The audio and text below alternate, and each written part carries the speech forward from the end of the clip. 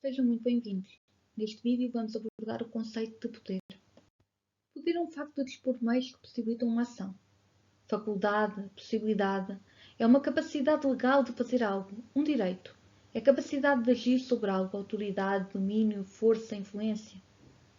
Poder são recursos e meios. Howard Mitchell definiu poder como alguma coisa moralmente neutra, não sendo mais do que a capacidade dos indivíduos ou grupos controlarem e organizarem o seu ambiente de acordo com as suas necessidades físicas ou o seu código de valores morais. Existem diversos tipos de poder, como poder político, poder militar, poder económico, entre outros. Exemplos de poder económico foi, por exemplo, o poder exercido pelos países produtores do petróleo durante a crise do petróleo.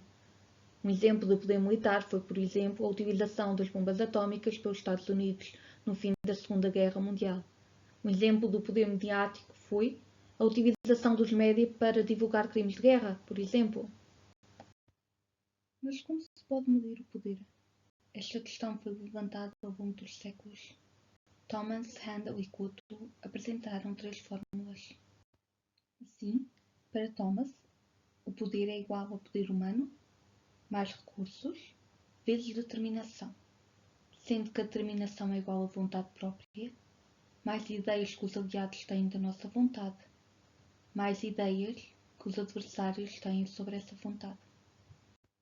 Handel defende que poder é igual ao poder próprio, ou seja, condições geográficas, condições materiais, recursos humanos, capacidade estrutural, mais poder derivado de fontes externas, alianças formais ou informais.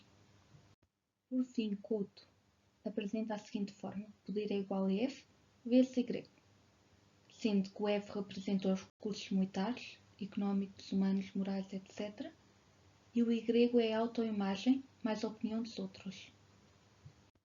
Existem diversos erros na análise do poder que as nações podem cometer, nomeadamente o desprezo pela relatividade do poder, uma vez que o poder é sempre visto em comparação com o outro, a aceitação como certa da permanência de um fator particular, que no passado teve um papel decisivo, desprezando assim a transformação dinâmica a que está sujeita a maioria dos fatores, e a atribuição a um só elemento de importância decisiva em detrimento de todos os outros. Por outras palavras, o primeiro erro consiste em não relacionar o poder de uma nação com o poder de outras. O segundo erro é não estabelecer relações entre o poder real de uma determinada época e o poder possível dentro de um futuro próximo. O terceiro erro consiste em não compreender a correlação existente entre um e os demais elementos do poder da mesma nação. O poder tem diversas características, nomeadamente relatividade, porque o poder só tem significado quando relacionado com outrem. Caráter situacional, porque só tem significado no quadro de uma situação concreta. Subjetividade, porque depende em grande medida do que os outros pensam que ele é. Personalização, porque depende das qualidades de quem o exerce. Não convertibilidade, porque as forças que servem de base ao poder não podem, a maior ou menor grau, ser convertidas a um padrão comum que permita não só a sua medida, mas em especial a sua troca ou compensação. Multidimensionalidade, ou seja, o poder é multifacetado, por exemplo, a capacidade de impor sanções económicas não significa idêntica capacidade no campo militar ou vice-versa. Temporalidade, porque o poder só tem significado em relação a um momento ou período. Instrumentalidade, porque não é um fim, mas sim um instrumento.